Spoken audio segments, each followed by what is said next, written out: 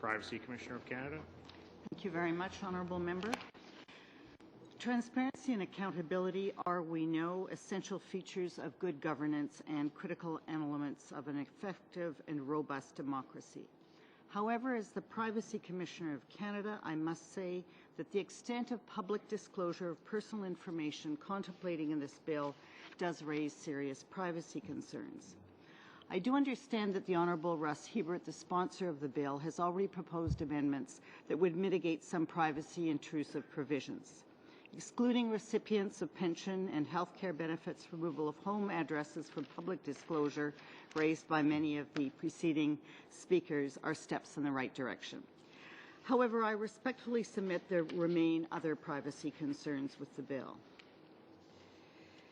Vous avez déjà entendu sans doute. You've already heard the analysis used for these situations. There are four major issues.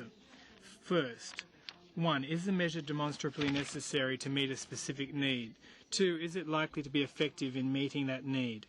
3. Is the loss of privacy proportional to the need? And 4. Is there a less privacy invasive way of achieving the same end?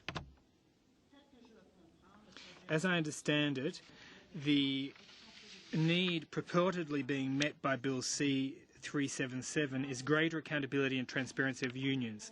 With respect to the first two questions then, it should be noted that labour organisations, whether in the public or private sector, receive funding largely through membership dues.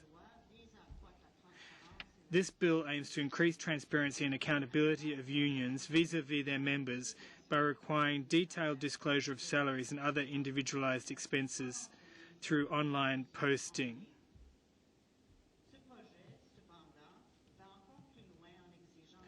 However, the bill goes much further than that by requiring such disclosures also be made to the public at large, which is, in my respectful opinion, oversteps what is needed to achieve its stated objective.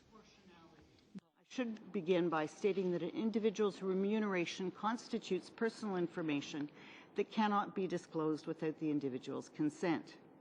Exceptionally, there are instances in Canada where specific salaries are publicly disclosed when funded directly by the public, such as, for example, salaries of elected officials, some high-ranking federal and provincial civil servants.